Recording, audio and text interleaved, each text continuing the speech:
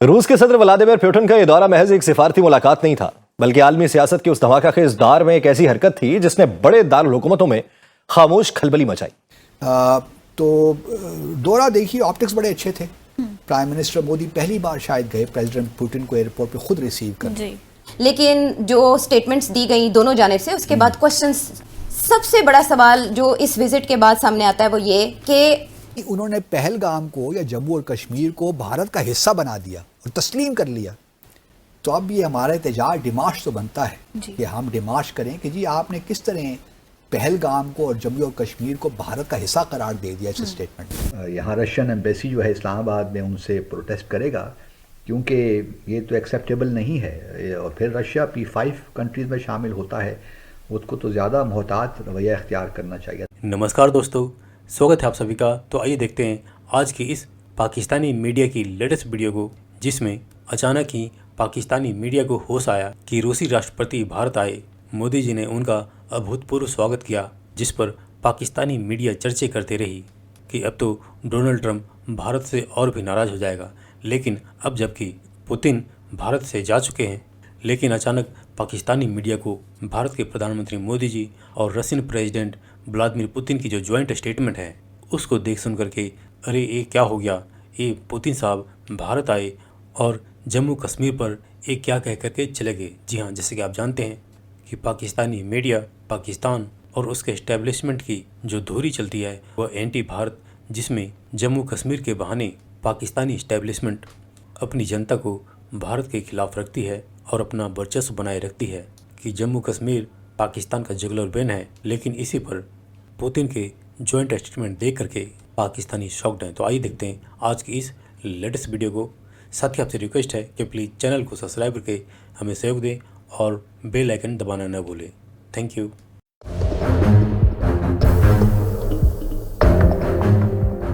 جی دوستو، جیسا کہ آپ جانتے ہی ہوں گے کہ روس کے صدر پیوٹن نے ابھی 4-5 دسمبر کو بھارت کا دورہ کیا، اور وہ وہاں پہ تھے اینول جو انڈیا رشیا سمٹ ہوتی ہے اس کانٹیکس میں۔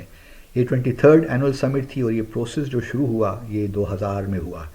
تو یہ ظاہر کرتا ہے یہ اینول سمٹ کا اٹ سیلف جو ایک میکنزم ہے، کتنے اچھے تعلقات ہیں، ڈیپ روٹڈ ہیں، اور خاص طور پہ ڈیفنس کوآپریشن بہت زیادہ ہے دونوں ممالک کے درمیان۔ اس دورے کے اختتام پہ ایک جوائنٹ اسٹیٹمنٹ بھی ایشو ہوئی 5 دسمبر کو۔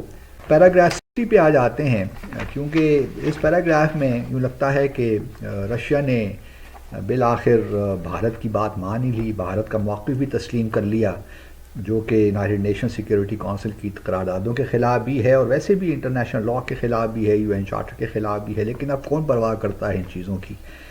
پیراگراف 60 یہ کہتا ہے کہ the two leaders reaffirmed their strong commitment to preventing and countering terrorism in all its forms of manifestations, including cross-border movement of terrorists and terrorist financing networks and safe havens.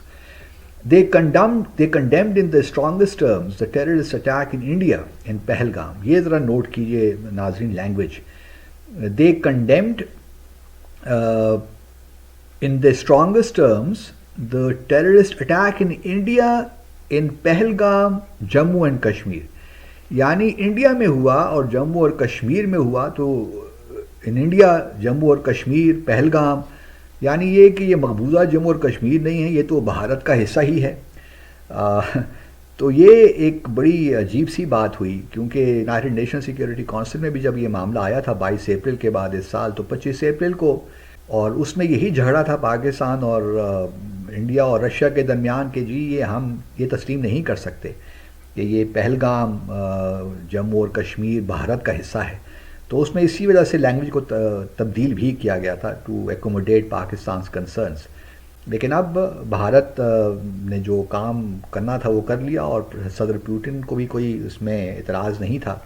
تو اب میں سمجھتا ہوں کہ جس طرح یہی واقعہ ایکچولی پچھلے دنوں جب افغانستان کے فارن منسٹر گئے ہوئے تھے بھارت، تو وہاں بھی جو جوائنٹ اسٹیٹمنٹ ایشو ہوئی تھی، تو اسی قسم کی لینگویج تھی جس سے یہ تاثر دیا گیا کہ جی مقبوضہ جموں اور کشمیر بھارت کا انٹیگرل پارٹ ہے، اس کا حصہ ہے۔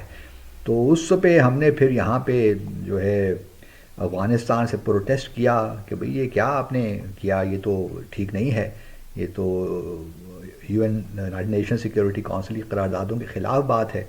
تو اب میں امید کرتا ہوں کہ یہاں ہمارا فارن آفس یہاں رشین ایمبیسی جو ہے اسلام آباد میں ان سے پروٹیسٹ کرے گا، کیونکہ یہ تو ایکسیپٹیبل نہیں ہے. اور پھر رشیا P5 کنٹریز میں شامل ہوتا ہے، اس کو تو زیادہ محتاط رویہ اختیار کرنا چاہیے. سب سے بڑی جو ہیڈ لائن بنی 4 اور 5 دسمبر کے قریب یہ وزٹ تھا.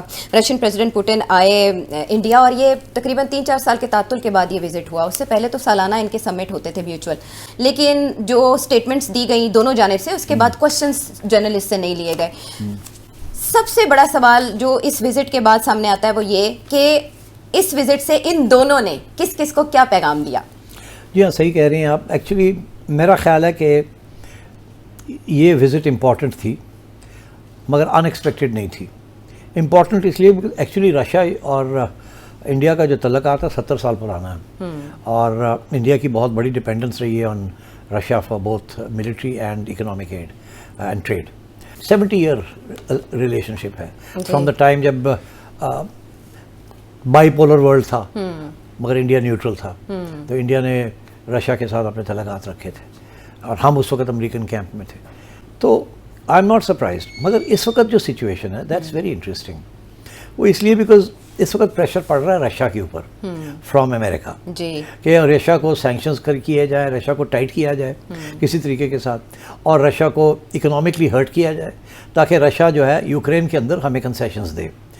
ادھر یہ چائنا کو تو کہہ کچھ نہیں سکتے. انڈیا کا ان کا خیال تھا کہ ہم انڈیا کے اوپر پریشر ڈالیں گے ٹریڈ کے ذریعے اینڈ ادرس کہ آپ رشیا سے تیل خریدنا بند کریں، کیونکہ وہاں کے جو آرگیومنٹ ہے وہ یہ ہے کہ جی آپ رشیا سے تیل خریدتے ہیں، رشیا کو پیسے ملتے ہیں، رشیا جو ہے وہ یوکرین کے اندر ہمارے ساتھ جنگ کر رہا ہے، اس کی آرمامنٹ انڈسٹری. اگر آپ تیل خریدنا بند کریں، یہ ایران والی اسٹریٹجی تھی نا کہ اس کو سینکشن کیا جائے تاکہ ایران گر جائے اور اس کی اکانومی جو ہے رک جائے.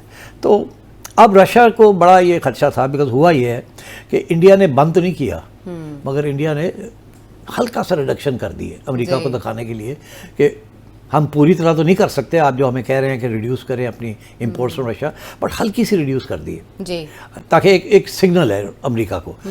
تو رشیا نے سگنل دیکھ لیا ہے کہ انڈیا کے اوپر بڑا سخت پریشر ہے اس وقت، اور India is in trouble because Russia اور چائنا بڑی کوشش کر رہے تھے کہ انڈیا کو امریکہ سے ہٹا کے ایک نیا 3 کنٹری الائنس بنایا جائے. ادھر جا نہیں رہا انڈیا. وہ ان پرنسپل تو اگریڈ ہے مگر اس کو ایکٹیویٹ نہیں کر رہے. ادھر سے انڈیا چائنا ریلیشنز ٹھیک نہیں ہیں. تو so I think India is in trouble and Russia is in trouble. India is in trouble because وہ 2 کشتیوں میں انہوں نے پاؤں رکھا ہوا ہے، ان کو سمجھ نہیں آ رہی. ادھر سے رشیا پریشر ڈال رہا ہے کہ آپ ہمارے ساتھ تعاون کریں اور don't tell continue to trade with us and you know, اور ادھر سے امریکہ کہہ رہا ہے کہ کم کرو اور نہیں تو ہم یہ کر دیں گے. تو اس لیے آئی تھنک یہ this was a very important meeting. اسی لیے وہ پیوٹن آیا ہے اور وہ آئے ہیں اور آ کے انہوں نے یہاں نریندر مودی سے بات کی ہے.